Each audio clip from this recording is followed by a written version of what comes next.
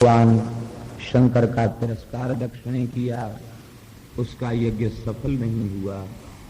और जब उसने भक्त का आदर किया, शंकर जी का आदर किया, भगवान यज्ञ में प्रकट हुए और उसका यज्ञ संपन्न हुआ।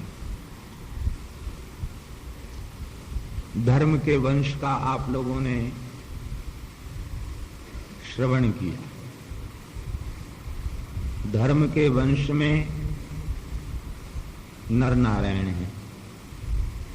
अंतिम में धर्म की पत्नी मूर्ति के गर्भ से नर नारायण भगवान का प्राकट्य हुआ। और अधर्म के वंश में यातना और निरय है। अधर्म के भी वंश का वर्णन श्री मैत्रेय जी महाराज ने किया। अधर्म के वंश का वर्णन करने का तात्पर्य यही है, अधर्म से बचना।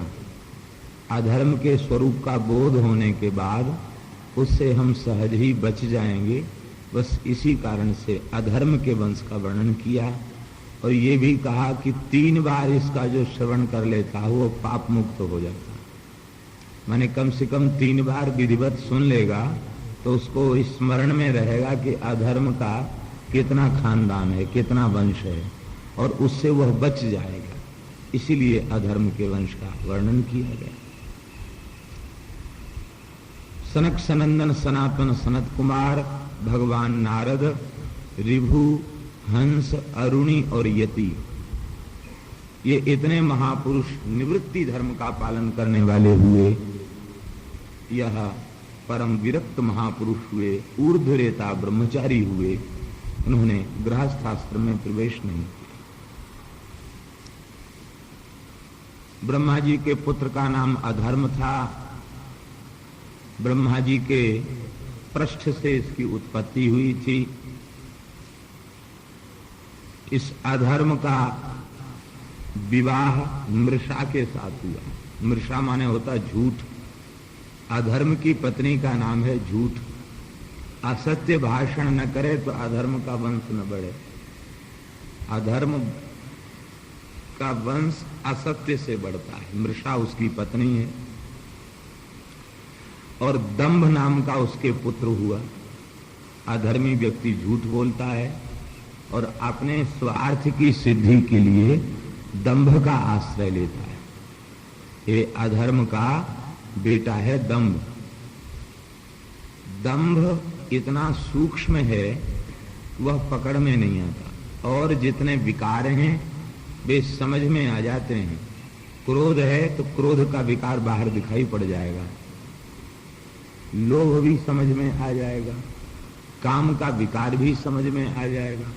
किंतु दंभ इतना सूक्ष्म है कि वे भीतर रहने पर भी ये पकड़ में नहीं आता, समझ में नहीं आता। इसलिए आसुरी संपत्ति को गिनाते समय भगवान ने श्रीमद् भगवद गीता में सबसे पहले दंभ को लिया। दंभो दर्पोभिमानश्च क्रोधा पारुष्य मेवच। सबसे पहले दंभ को लिया। दंभ को इसलिए सबसे पहले लिया कि सारे विकार वे दूसरों के अनुभव में आ जाते हैं, स्वयं के भी अनुभव में आ जाते हैं। किंतु ये दंभ इतना सूक्ष्म है कि ये रहने के बाद भी समझ में नहीं। भगवान की भक्ति में सबसे यदि घातक कोई शत्रु है तो दंभ है। यथार्थ में हम जो कुछ करें वो भगवान की प्रसन्नता के लिए करें, लोक रंजन के लिए न करें, संसार को अपनी ओर आकृष्ट करने के लिए कुछ न करें। श्री ठाकुर जी, श्री प्रिया जी के चरणों में अनुराग बढ़े, बस इसीलिए क्रिया करें। यदि अपनी उस उपासना रूप क्रिया के द्वारा संसार का आकर्षण करना चाहते हैं, अपने किसी लौकिक स्वार्थ की पूर्ति करना चाहते हैं, वह भगवान की उपासना रूप क्रिया भी उपासना नहीं रह जाएगी, भक्ति नहीं रह जाएगी, वो दंभ हो जाएगी। दंभी व्यक्ति ऐसा नाटक करता है, समझ में नहीं आता। लेकिन गोस्वामी जी ने लिखा है, तुलसी देख सुवेश भूल मूढ़ न चतुर नर। ये बाहर की चमक दमक को देख करके मूर्ख व्यक्ति मोहित हो जाते हैं, चतुर नर नहीं। चतुर कौन है? चतुर की परिभाषा क्या है? बोले चतुर वही है जिसने अपने तन मन प्राण सर्वस्व को श्री ठाकुर जी के चरणों में निवेदित कर दिया, वही चतुर है। संसार की किसी वस्तु को प्राप्त कर लेने वाला चतुर नहीं है, क्योंकि जिस वस्तु को उसने प्राप्त किया है वो नष्ट हो जाने वाली है। तो नाशवान वस्तु का संग्रह करने वाला चतुर कैसे हो सकता है? चतुर की परिभाषा ये है, जो भगवान में लगा रहे वही चतुर है, सबसे बड़ी चतुराई।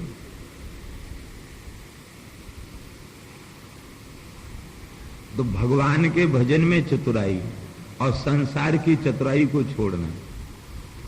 मन क्रम वचन छाड़ी चतुराई, भजत कृपा करी है रघुराई। मन क्रम वचन छाड़ चतुराई और भजत कृपा करी है, संसार की चतुराई छोड़ दे। हरिशरणम, ये दंभ ब्रह्मा जी का ही बेटा पोता, क्योंकि ब्रह्मा जी का पुत्र अधर्म और अधर्म का पुत्र दंभ।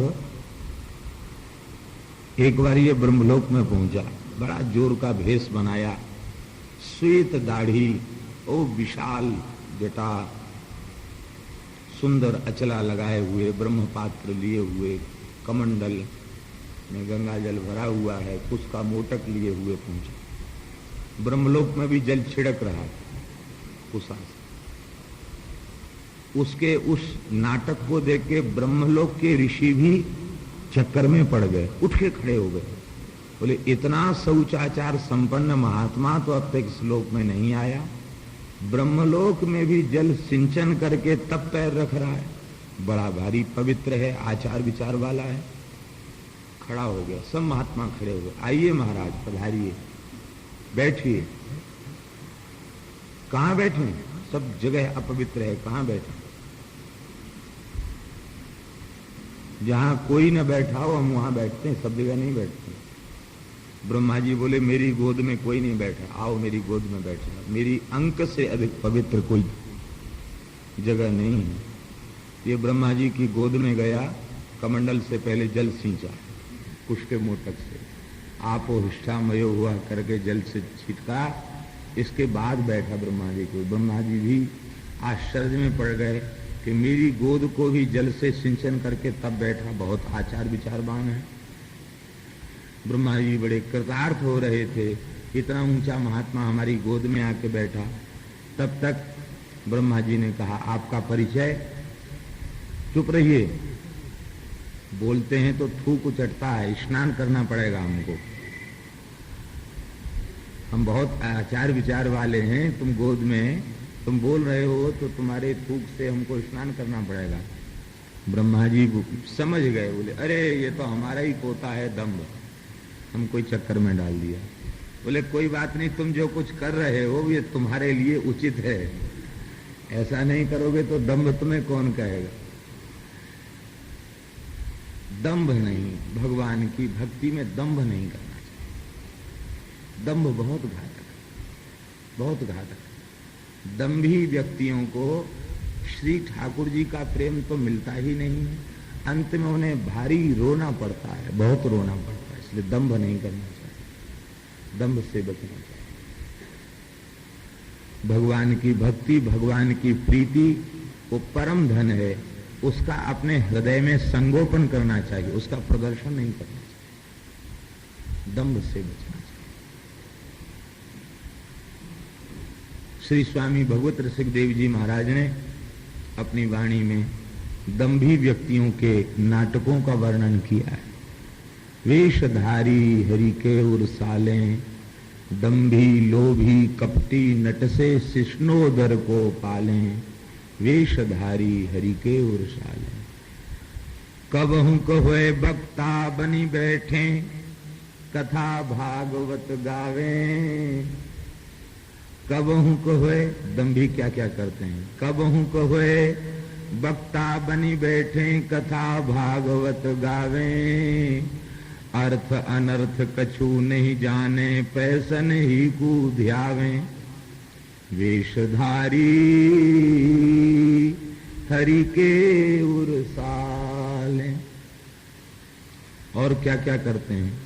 नाचे गावे चित्र बनावे करें काव्य चटकीली, सांच बिना हरि हाथ न आवे सब रहनी है ढीली। सांच बिना हरि हाथ न आवे सब रहनी है ढीली। वेशधारी हरि के उरसाले। भगवान के हृदय को पीड़ित करते हैं दंभ करने वाले लोग। कबहु को हरि मंदिर को सेवे करें निरंतर वासा, भाव भक्ति को लेश न जाने ऐसन ही की आशा। वेशधारी हरि के उरसाले। भगवान के हृदय को कम से कम पीड़ित तो न करें, इसलिए दंभ नहीं करना चाहिए। हम जो कुछ करें वह भगवान की प्रसन्नता के लिए, किसी को आकृष्ट करने के लिए, किसी को रिझाने के लिए न करें, केवल भगवान के लिए करें।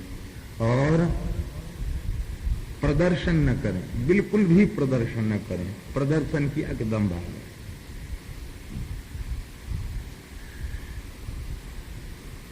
इस दंभ की एक बहन है, अधर्म की बेटी, उसका नाम है माया।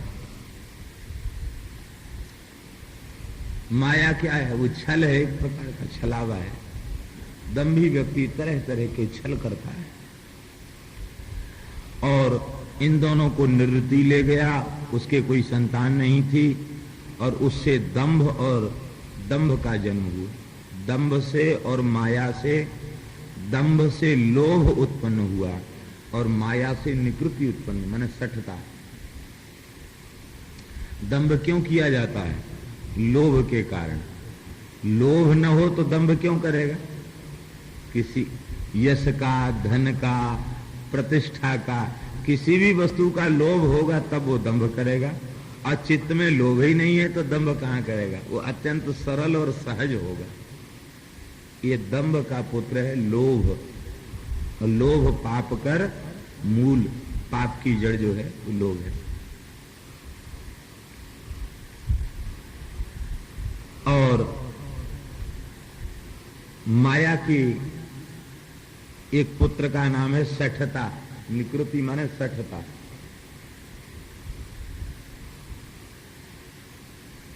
सठ किन्हें कहते हैं? सठ की परिभाषा है जो भगवान को छोड़कर विषयों में मन देते हैं, उन्हीं का नाम है सठ। दूसरे सठ नहीं। इस सठता का जन्म हुआ, उनसे क्रोध और हिंसा उत्पन्न हुई और उससे फिर कली उत्पन्न हुआ। कली माने कलह। कलिश्च कलह प्रिय है। ये कली जो है ये कलह प्रिय योग है। इसको शांति अच्छी नहीं लगती, लड़ाई झगड़ा ही अच्छा लगता है। तामस अधिक रजोगुण थोरा, कली प्रभाव विरोध चहु ओरा। चारों ओर वैर विरोध होना ये कलयुग का प्रभाव है। और कलयुग की बहन का नाम है दुरुक्ति। दुरुक्ति माने होता गाली। ये कलयुग की बहन है। सतयुग त्रेता द्वापर के लोग यदि कलयुग के जीवों से गाली में प्रतियोगिता करें तो तीनों युगों के लोगों को कलयुगी लोग गाली देने में हरा देंगे, परास्त कर देंगे। तरीका तरीका की नए नए प्रकार की गालियां, अलग अलग भाषाओं में, अलग अलग प्रांतों में अलग अलग प्रकार की गालियां। संस्कृत में गालियां गिनी चुनी हैं। संस्कृत की गालियों का शब्दकोश बहुत बड़ा नहीं है, वो संस्कार संपन्न भाषा है, इसलिए बस 2-4 गालियां हैं, ज्यादा गालियां नहीं है संस्कृत में। लेकिन कलयुग में और बहुत गालियां हैं। धर्मात्मा पुरुष गाली नहीं देते, धर्मात्मा पुरुष अपशब्द का प्रयोग नहीं करते। हमारे यहाँ संतों ने, अनुभव प्राप्त संतों ने गालियों के स्वरूप का वर्णन किया है। जब कोई व्यक्ति गाली देता है तो भयंकर काले काले रूखे भयंकर वे शब्द प्रकट होते हैं और वे शाप देते हुए उस व्यक्ति को जाते हैं। हमारा उपयोग भगवान नाम के उच्चारण में करना चाहिए था, भगवान के कीर्तन में करना चाहिए था, भगवान के चरित्र में करना चाहिए था, और हम अक्षरों का, शब्दों का उपयोग तुमने गाली में किया। जैसे हम जल रहे हैं ऐसे तुम सदा जलते ही रहो। शाप दे के जाते हैं, उनकी अधोगति होती है। गाली नहीं देना चाहिए। वाणी ऐसी बोलिए मन का आपा खोए, और उनको शीतल करे आप उन शीतल होए। धर्मात्मा पुरुष कभी किसी को गाली नहीं दे।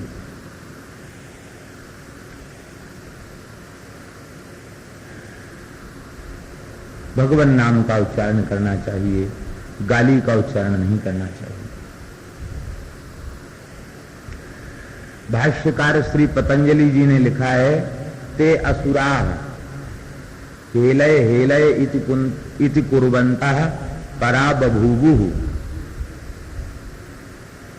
ते असुराः, इसकी टीकाओं में भाष्य के टीकाकारों ने कैयट आदि ने लिखा है, ते असुराः। असुर शब्द की परिभाषा लिखिए, ये असाधु शब्द प्रयोगतारः ते एव असुराः। जो अशुद्ध शब्दों का प्रयोग करते हैं उन्हीं का नाम असुर है। जो बढ़िया सुंदर वाणी बोलते हैं वे असुर नहीं, वे तो देवता हैं। पंडित श्री हरदत्त मिश्र जी अपनी काशिका की पद्मंजरी नाम की टीका में लिखते हैं, रूपांतरेण ते देवाः विचरन्ति महीतले, ये व्याकरण संस्कार पवित्रत मुखानरा। वे भेष बदल के देवता ही विचरण करते हैं जिनकी वाणी शुद्ध एवं पवित्र है, परिष्कृत वाणी। भगवान के भक्त गाली नहीं देते। असुराः, वे असुर हैं जो गाली गलौज करते हैं, वे देवता या मनुष्य कहलाने के अधिकारी नहीं। गाली नहीं दी असुरों ने, केवल हे अरयः ये कहना चाहिए था। वे प्रमाद बस अरयः की जगह अलयः कहने लगे, हे लय करने लगे। अशुद्ध शब्द का उच्चारण किया तो वे परास्त हो गए। यद्यपि उन्होंने बहुत तपस्या करके शक्ति प्राप्त की थी, लेकिन अशुद्ध शब्द का उच्चारण किया इसलिए वे पराजित हो गए। ब्रह्मा जी से जाके पूछा, हम परास्त क्यों हुए? बोले, तुमने अशुद्ध शब्द का उच्चारण किया इसलिए परास्त हो। इतनी नहीं। और शब्द का प्रयोग, सुंदर शब्द के प्रयोग की कितनी महिमा है। सबसे सुंदर शब्द क्या है? सबसे सुंदर शब्द है श्री ठाकुर जी का नाम, श्री जी का नाम। इससे श्रेष्ठ और इससे सुंदर कोई शब्द नहीं, सबसे सुंदर है। इससे श्रेष्ठ कोई दूसरा नहीं। एकः शब्दः सम्यक् ज्ञातः सुष्ठु प्रयुक्तः स्वर्गे लोके च कामधुग् भवति। महाभाष्यकार पतंजलि की उक्ति। एकः शब्दः, एक ही शब्द, उसका सम्यक प्रकार से बोध हो जाए और सुष्ठु प्रयुक्तः, उसका सही प्रयोग हो तो स्वर्गे लोके च कामधुग् भवति। इस लोक और परलोक में दोनों में वो संपूर्ण कामनाओं को पूर्ण करने वाला एक शब्द से ही मोक्ष। इसलिए शब्द की महिमा समझने वाले या तो सर्वथा मौन हो जाते हैं या फिर केवल भगवान नाम का ही उच्चारण करते हैं। इधर उधर की बातें बहुत कम, शरीर के व्यवहार के निर्वाह के लिए जितना अत्यंत आवश्यक हो उतना करते हैं, इससे अधिक शब्दों का व्यवहार नहीं करते। और ये दुरुक्ति के बाद फिर यातना और निरय, इनका जोड़ा उत्पन्न हुआ। यातना माने होता कष्ट, दुख दीने दुख होते, सुख दीने सुख होते। पापी व्यक्ति दूसरों को पीड़ित करता है, उसे स्वयं भी पीड़ा मिलती है। और अंत में क्या होता? निरय। निरय माने होता नरक, अंतिम में उसे नरक की प्राप्ति है। तो भगवान के जो सन्मुख नहीं है वे कभी निष्पाप नहीं हो सकते। देखिए, भगवान के वक्षस्थल से धर्म और भगवान के पृष्ठ से अधर्म, इसका मतलब क्या है? जो ठाकुर जी के सन्मुख हैं वे धर्मात्मा हैं और जो ठाकुर जी से विमुख हैं वे अधर्मी हैं। कोई धर्म का विधिवत पालन करे लेकिन भगवान के सन्मुख न हो तो वो धर्मात्मा नहीं है, वो धर्म का अभिनय करने वाला है। उसके धर्माचरण में भी दम्भ आ जाएगा। किंतु जो सर्वतोभावेन भगवान के आश्रित है, पाप कब होता है? पाप जो है पहले मन में आता है। पाप की वासना मन में रहती है, मन से फिर वाणी में और वाणी से फिर क्रिया में। ये पाप की परंपरा है। तो जो अपने मन और वाणी से भगवान का मन से चिंतन करते हैं, ध्यान करते हैं, निरंतर मन से भगवान का स्मरण करते हैं, वाणी से नामों का कीर्तन करते हैं, उनके मनवाणी पवित्र रहते हैं। और जब मनवाणी पवित्र रहते हैं तो पाप हो नहीं सकेगा। जागृत की छोड़ दो, स्वप्न में भी पाप संभव नहीं होगा। मन और वाणी जब श्री ठाकुर जी के चरणों में समर्पित हो जाएगी। अधर्म से बचने का उपाय भगवान की शरणागति। सर्वधर्मान परित्यज्य माम एकम शरणं व्रज अहम त्वा सर्व पापेभ्यो मोक्षयिष्यामि मा शुचो। अधर्म से बचने का एक ही उपाय है, हे नाथ पापोहम पाप कर्माहम पापात्मा पाप संभव त्राहिमाम पुंडरीकाक्ष सर्व पाप हरो हरि। क्योंकि नाथ अन्यथा शरणम नास्ति त्वमेव शरणम मम तस्मात् कारुण्य भावेन रक्षस्व परमेश्वरो। आपके चरण कमल छोड़कर संसार में हमारा कहीं कोई ठौर ठिकाना नहीं है, आश्रय नहीं है। हम तो अनन्याश्रित हैं आपके युगल चरण कमलों में। इसलिए हे नाथ आप कृपा करके हमें अपनाए रखें। बस जौहरी राखो पकड़, पकड़ के रखो। ठाकुर जी पकड़ के रखें। ठाकुर जी पकड़ के किसे रखेंगे? जो ठाकुर जी का है। संसार के बन के रहोगे तो ठाकुर जी काहे को पकड़ेंगे? ठाकुर जी के बन जाओ तो ठाकुर जी की पकड़ तो बड़ी मजबूत पकड़ है। ये पकड़ नहीं जानते, छोड़ना तो जानते ही नहीं। श्री वृंदावन बिहारी लाल। अथातः कीर्तये वंशम पुण्य कीर्ते कुरुद्वः स्वायंभुवस्यापि मनोहरे अंशांश जन्मनः। अब हम परम पवित्र श्री स्वयंभु मनु के वंश का वर्णन करते हैं। स्वयंभु मनु के दो पुत्र प्रियव्रतोत्तानपादौ शत्रुपा पते सुतौ। प्रियव्रत और उत्तानपाद, इनमें प्रियव्रत जी बड़े हैं और उत्तानपाद छोटे हैं। किंतु उत्तानपाद का चरित्र पहले है और प्रियव्रत का चरित्र बाद में है। इसका कारण यही है, यद्यपि प्रियव्रत बड़े थे लेकिन ये लौट करके गृहस्थाश्रम में नहीं आए। इनका मन भजन और तपस्या में इस प्रकार से लग गया कि वहां से आए ही नहीं, वहीं रह गए। जब बहुत समय तक लौट कर नहीं आए तब श्री मनु जी महाराज ने उत्तानपाद को गद्दी पर बिठा दिया। बरबस राज सुतहिंद्र पदीना नारी समेत गवन बन कीना। नैमिषारण्य में भजन करने चले, द्वादशाक्षर मंत्र का जप करने चले। द्वादश अक्षर मंत्र पुनि जपहि सहित अनुराग वासुदेव पद पंकुरुह दंपति मन अतिलाग। भजन करने इन उत्तानपाद जी महाराज के दो पत्नियां थीं। ज्येष्ठ का नाम था सुनीति और उससे कनिष्ठा का नाम था, छोटी का नाम था सुरुचि। सुरुचि ने सौतिया डाह के कारण सुनीति को निर्वासित करवा दिया। वे महल के ही एक क्षेत्र में जहां बगीचा था, एक पुराना सा महल था, उसी में उनको आवास दे दिया गया और अंतःपुर में साम्राज्ञी बनकर के सुरुचि निवास करने लगी। सुनीति को भागवत में पति देवता कहा गया। पति देवता, पति ही एव देवता यस्याः। पति ही है देवता जिसका। महान सती पतिव्रता नारी सुनीति, वह अपने पति में दोष नहीं देखती। भारतीय नारी की सती साध्वी नारी की सबसे बड़ी विशेषता यही है कि उसका पति भले ही उसके साथ उत्तम व्यवहार न करे, लेकिन फिर भी वह पति में दोष नहीं देखती, वह कृपा का ही अनुभव करती। जिस समय सुनीति का निर्वासन हुआ उस समय भगवान की कृपा से सुनीति के गर्भ में श्री ध्रुव जी विराजमान थे।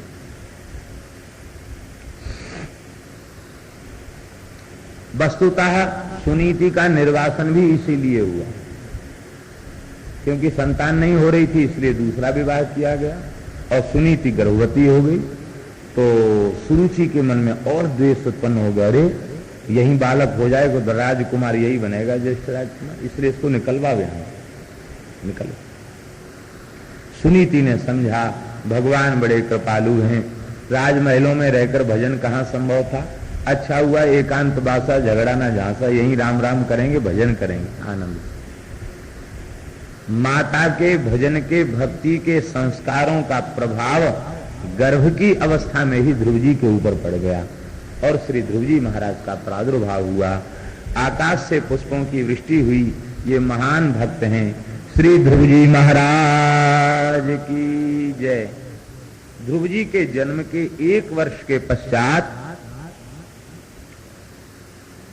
सुरुचि ने भी एक पुत्र को जन्म दिया। इस पुत्र का नाम हुआ उत्तम। ध्रुव जी और उत्तम दोनों साथ ही साथ क्रीड़ा करते, दोनों ही तो भाई हैं। एक दिन की बात है, श्री ध्रुव जी ने अपने छोटे भाई को उत्तम को अपने पिता उत्तानपाद की गोदी में बैठे हुए देखा। ध्रुव जी के मन में भी भाव बढ़ा, मैं भी पिता की गोद में बैठूं भाई के साथ। ध्रुव जी अत्यंत बाल्य भाव है, केवल 5 वर्ष की आयु है, भोले भाले बालक हैं। तुरंत अपने पिता की गोद में चढ़ने के लिए पहुंचे। सुरुचि ने देख लिया, वह चंडी दौड़ी भई आई और ध्रुव जी का हाथ पकड़ के उसने झिटक दिया।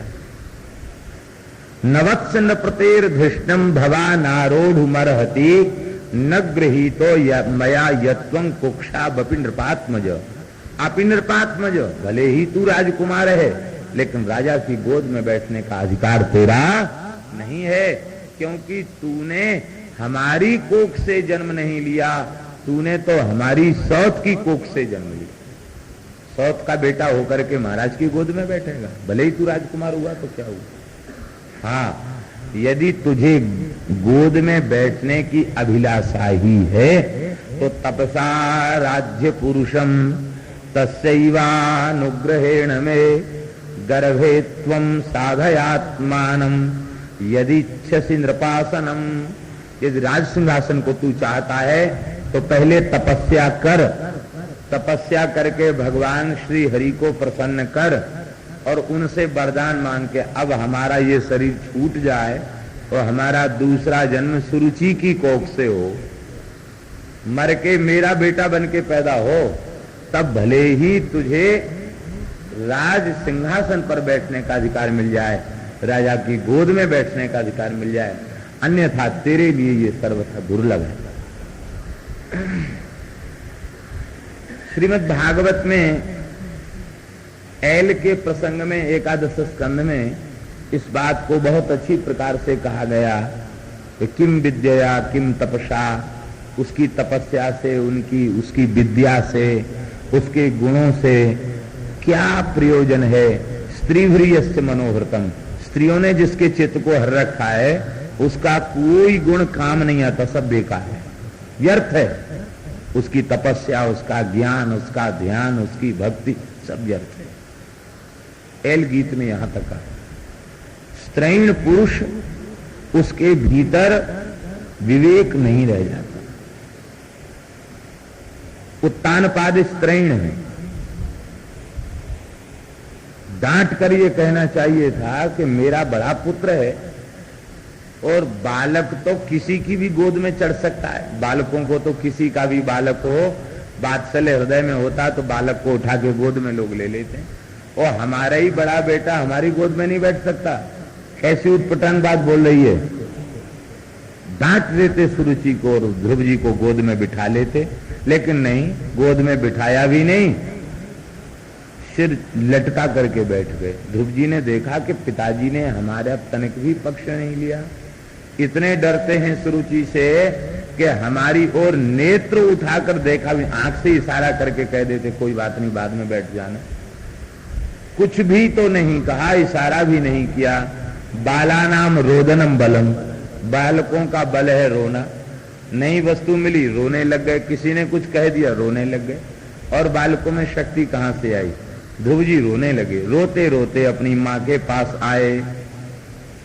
मातु सपत्न्या सदुरुक्ति विद्धा स्वसंदृशा दंडहतो यथाहि हित्वा मिशंतम पितरम सन्नवाचम जगाम मातु प्ररुदन सकासम। जैसे किसी काले नाग को डंडे से चोट कर दी जाए और वो फुफकारने लग जाए, ऐसे ही क्षत्रिय कुमार ध्रुव वो अपमानित होकर के फुफकारने लग गए।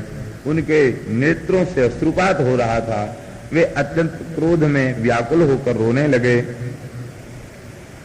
मां के पास पहुंच करके रुदन करने लगे। देखिए भक्त का नैसर्गिक गुण, भक्त का नैसर्गिक गुण ये है कि भक्त की वाणी से कभी किसी की निंदा नहीं होती।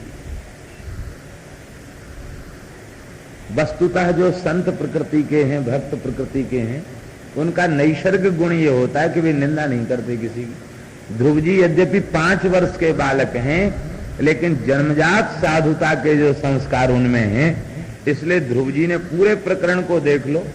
अच्छे पंडित लोग भागवत का पाठ करते हैं, पूरे प्रकरण को देख लो। ध्रुव जी ने अपनी विमाता की शिकायत नहीं की, बिल्कुल भी नहीं बताया कि हमसे क्या कहा और हम क्यों रो रहे हैं। केवल ध्रुव जी तो रो रहे थे। श्री मैत्रेय जी कहते हैं